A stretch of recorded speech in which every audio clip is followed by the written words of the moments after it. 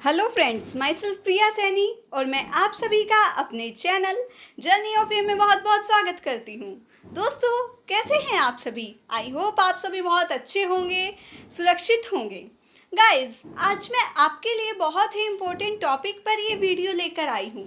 जैसे कि आप सभी जानते हैं कि आपको मेरे चैनल पर हर इम्पोर्टेंट टॉपिक से रिलेटेड ऐसे पोयम, स्लोगन, स्पीच प्रोवाइड कराई जाती है।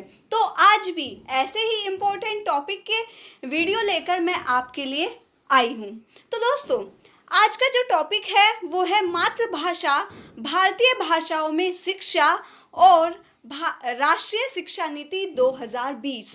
ये हमारा टॉपिक है। इससे पहले विद्यार्थी शिक्षा नीति 2020 जो कि आपका इम्पोर्टेंट टॉपिक था, उसके ऊपर भी मैं वीडियो लेकर आई थी और आज ये इम्पोर्टेंट टॉपिक देखते हुए मैं ये वीडियो लाई हूँ। दोस्तों, मैं आपके लिए बहुत ही मेहनत कर हर एक वीडियो बनाती हूँ। तो प्लीज़ दोस्तों, आप मेरे चैनल को सब्सक्राइब करें, वीडियो को लाइक करें और ज़्यादा से ज़्यादा शेयर करें, क्योंकि आप लोगों के सपोर्ट से ही मैं कुछ बेहतर कर सकती हूँ। मैं आपके लिए अच्छी अच्छी चीज़ें ला सकती हूँ। आप लोगों के सपोर्ट के बिना मैं कुछ भी नहीं हूँ, तो आपसे ही मैं हूँ। तो इस तरीके से एक सिंपल वर्ड्स में कहूँ तो आपसे ही मैं हूँ। तो चलिए शुरू करते हैं ये वीडियो। मातृभाषा, भारतीय भाषाओं में शिक्षा और राष्ट्रीय शिक्षा नीति 2020। टॉपिक को लिखने से पहले टॉपिक को समझना ज़रूरी है। टॉपिक क्या कह रहा है समझिए। मातृभाषा मतलब जो भारतीय भाषाएं हैं, मातृभाषा है मतलब जो हमारी कह सकते हैं स्थानीय भाषा है, में शिक्षा, उस भाषा में शिक्षा को लेना। और राष्ट्रीय शिक्षा नीति 2020 का उससे क्या संबंध है, मतलब जो मातृभाषा में शिक्षा की बात कही गई है उसका राष्ट्रीय शिक्षा नीति जो 2020 में आई है उससे उसका क्या कोरिलेशन है, ये हमें अपने ऐसे में आसान शब्दों में अपने विचारों को रखते हुए बताना है। तो देखिए दोस्तों, हम अपने ऐसे की शुरुआत एक कोटेशन से करेंगे।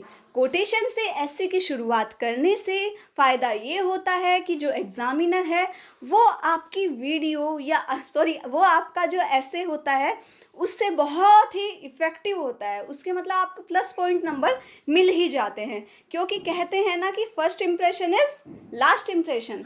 तो इसी तरीके से स्टार्टिंग आप इस तरीके से करिएगा। राष्ट्रीय शिक्षा में यह बात सबसे अच्छी, राष्ट्रीय शिक्षा नीति में यह बात सबसे अच्छी, मातृभाषा में हो शिक्षा, बात इसकी अनूठी। मातृभाषा में हो शिक्षा, बात इसकी अनूठी। अब देखिए स्टार्टिंग। प्रायः कहा जाता है कि शिक्षा ही जीवन है एवं जीवन ही शिक्षा है। अब इस लाइन का मीनिंग समझिए कि शिक्षा से ही जीवन है। आप बिना शिक्षा ग्रहण किए आपका जीवन तो होगा, लेकिन वो एक खुशहाल जीवन नहीं हो सकता। और जीवन से ही शिक्षा है, मतलब जब जीवन अच्छा होगा तो उसमें आप अच्छी शिक्षा को ग्रहण करेंगे। सचमुच किसी भी देश की वास्तविक प्रगति उस देश की नागरिक की शिक्षा पर निर्भर करती है। शिक्षा ही वह अमूल्य निधि है जो मनुष्य को विश्व के अन्य प्राणियों से अलग कर उसे श्रेष्ठ एवं सामाजिक प्राणी के रूप में जीवन जीने योग्य बनाती है। शिक्षा के अभाव में न केवल व्यक्ति का बल्कि पूरे समाज का विकास अवरुद्ध हो जाता है। अवरुद्ध का मतलब होता है बच्चों, रुक जाता है। शिक्षा के इन्हीं छोटे बड़े महत्व को देखते हुए भारत सरकार द्वारा समय समय पर कई राष्ट्रीय शिक्षा नीतियों को लाया गया, ताकि शिक्षा हर एक व्यक्ति आसानी से पहुंचाई जा सके। किसी भी देश की उन्नति का आधार उस देश की शिक्षा नीति पर निर्भर होता है। भारत में 34 वर्ष बाद, कितने वर्ष बाद? 34 वर्ष बाद या उपरांत नई शिक्षा नीति घोषित हो गई है। तो हमने ये थोड़ा इंट्रोडक्शन दिया कि शिक्षा का क्या महत्व है और शिक्षा नीति का क्या उद्देश्य है, ये हमने अपने पहले पैराग्राफ में बताया है।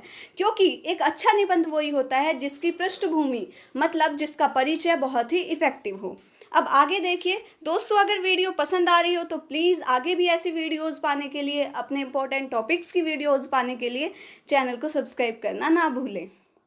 आगे देखिए, राष्ट्रीय शिक्षा नीति 2020 का उद्देश्य छात्रों की सोच और रचनात्मक क्षमता को बढ़ाकर सीखने की प्रक्रिया को अधिक कुशल बनाना है।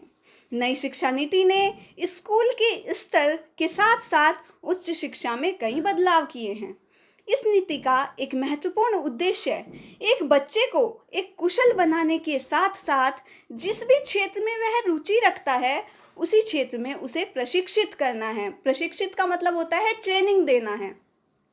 इस शिक्षा नीति के कई महत्वपूर्ण स्तंभ हैं। स्तंभ का मतलब होता है पिलर्स हैं, मतलब जो ये शिक्षा नीति है इसके कई पहलू हैं, मतलब ये कई कई चीज़ों के बारे में बताती है, जिसमें एक प्रमुख स्तंभ मातृभाषा मतलब भारतीय भाषाओं में शिक्षा और राष्ट्रीय स्तर पर आगे बढ़ना है।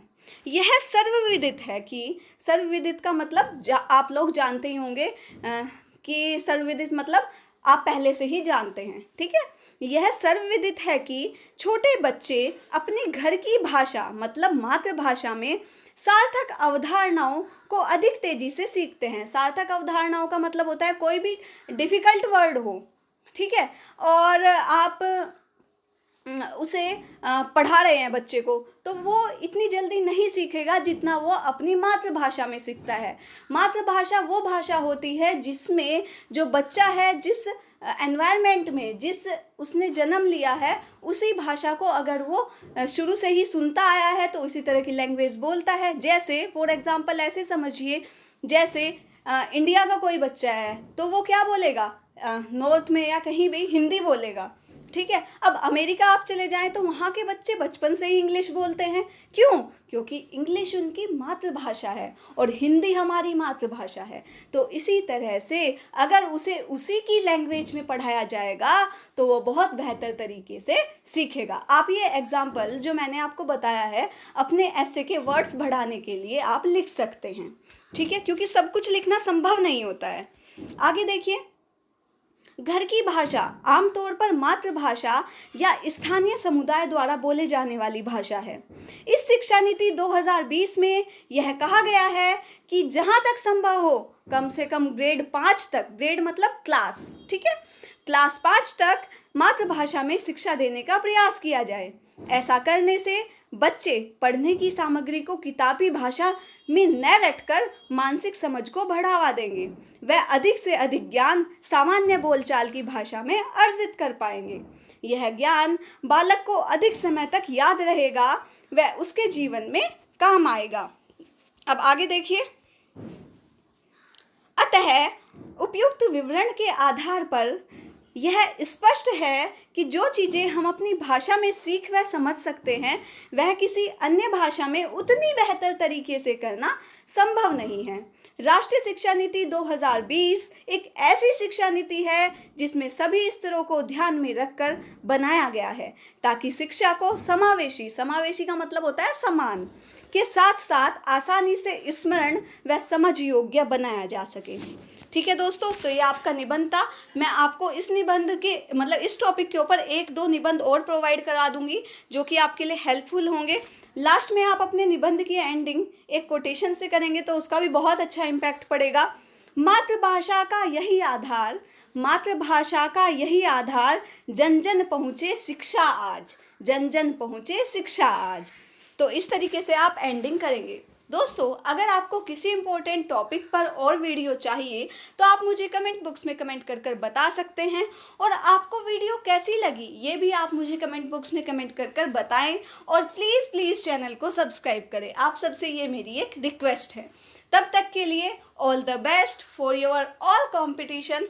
आप जिस भी प्रतियोगिता में भाग लें आप विजयी हों, ईश्वर से मेरी यही कामना है। तब तक के लिए धन्यवाद।